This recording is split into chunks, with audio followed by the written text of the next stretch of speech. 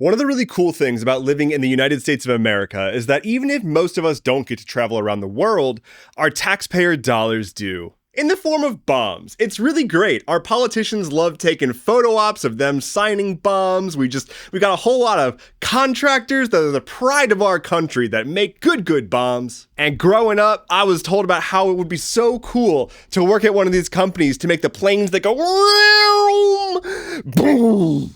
I want to take a bit of time and talk about 4 ongoing US military operations in 2026. As I was digging into how many places we're bombing and why, I was curious about how much it costs and what else we could be doing with that money. So allow me to present, the places we'll bomb. The first operation we'll talk about today is the big one, Operation Epic Fury. The only consolation is that it's not epic meme. This is a joint operation between the US and Israel to attack Iran.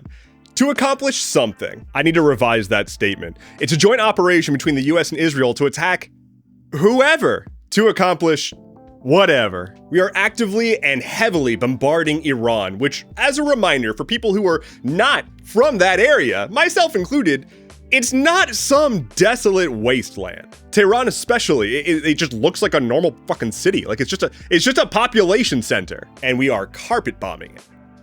A lot. The death toll has already surpassed 1,000 people for this operation, and I never want us to lose sight of the fact that the opening gambit here included a strike against a girls' elementary school that killed at least 165 people, most of whom were children. The strike hit the school Saturday, February 28th, and in Iran, schools are in session on Saturdays. In the immediate aftermath, there was a whole narrative about how it wasn't actually a US strike, it was an Iranian missile that misfired. That's been disproven. A whole bunch of separate investigations into the incident show that it's the result of a precision-guided strike. The US or Israel intended to hit this building. That leaves basically 2 options on the table. Either 1, they specifically wanted to hit this building full of children, or 2, their intel was horrifically bad. The school in question was next to a naval base. The US also has schools on most of its bases. So the average excuse of, well, they shouldn't have been using those little girls as human shields. No, they were in school, being taught things. It could be that they were operating with outdated intel and didn't know that this was not a part of the base anymore. I would say that makes it worse. The initial cost of this operation was around $1.4 billion, with an ongoing cost to taxpayers of about $60 million a day.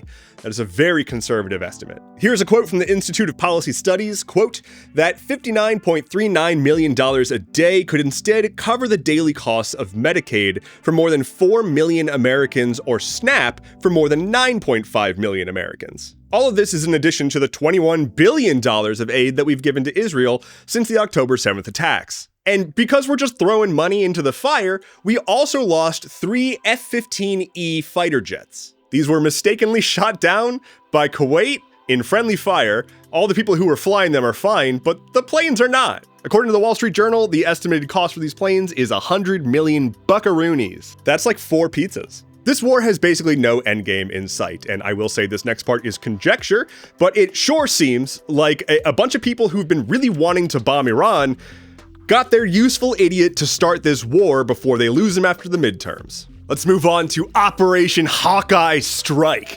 Good lord, you guys, come on. This is an ongoing campaign in Syria targeting ISIS stuff. It's hit 35 ISIS targets so far. Over 100 missiles have been used in these strikes. It started back in late December of last year when 2 US service members were killed in Syria. Why are we in Syria?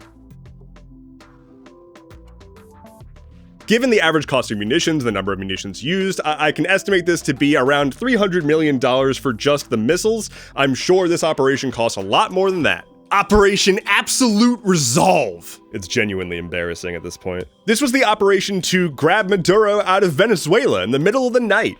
Remember that day that we just woke up to the news that we just yoinked another country's leader out of the country? And then our president was like, we're gonna run that country now? And then we haven't really heard much since? We're still there, and we're still spending money to do things for reasons. But in reality, not a lot has changed in Venezuela. Maduro's VP is still in charge, and it seems like the main reason we're still there is to continue to blockade Cuba. Like, I understand that we may have lost sight of all this stuff that's going on.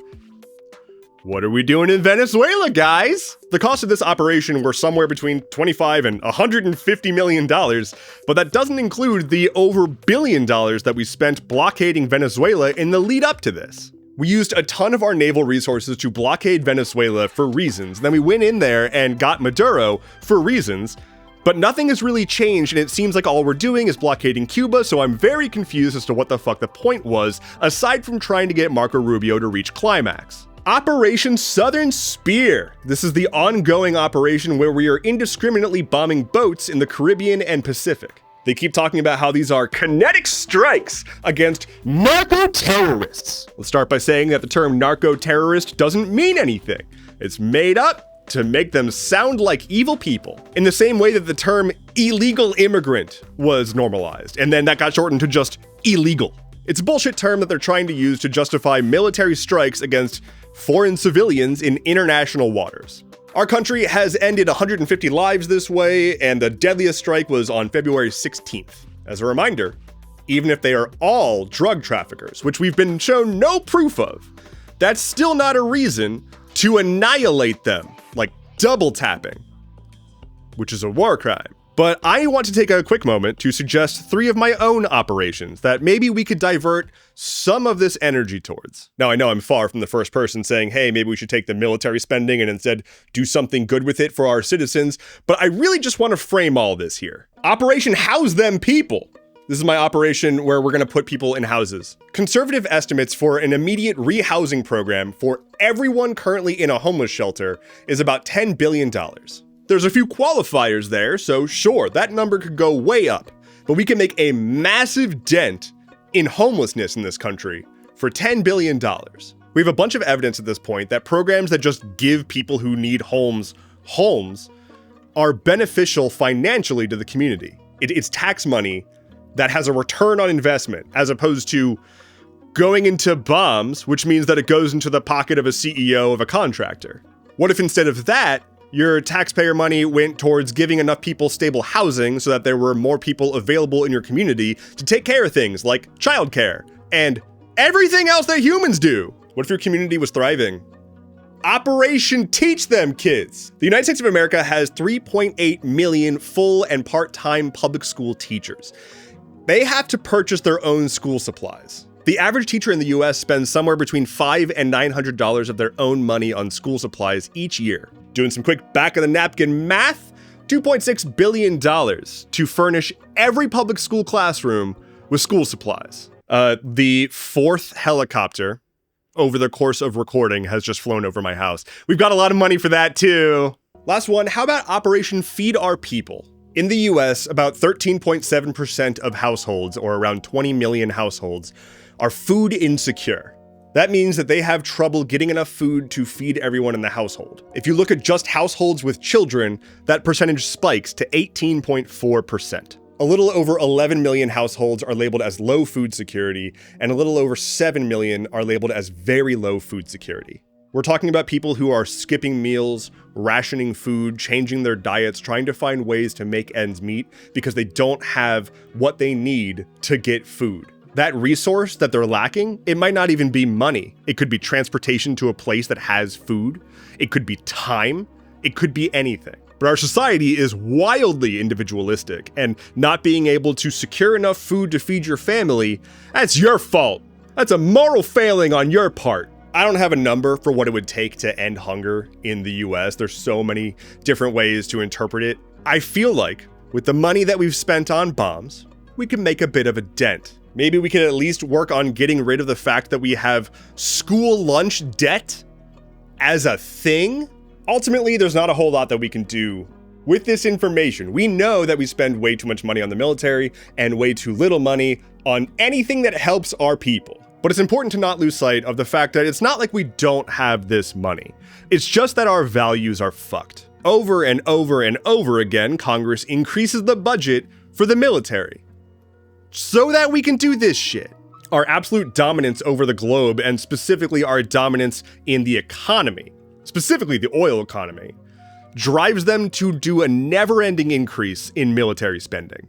Meanwhile, as we have generation after generation being born into a nation that has not seen a shift in generational leadership, we have people who are wondering what the fuck is going on here. We're being told by politicians that things are better under certain people and worse under certain people. It sure seems like things have gotten materially worse every year for like my entire life. I'm tired of watching my countrymen ration food and medicine so that we can have more aircraft carriers.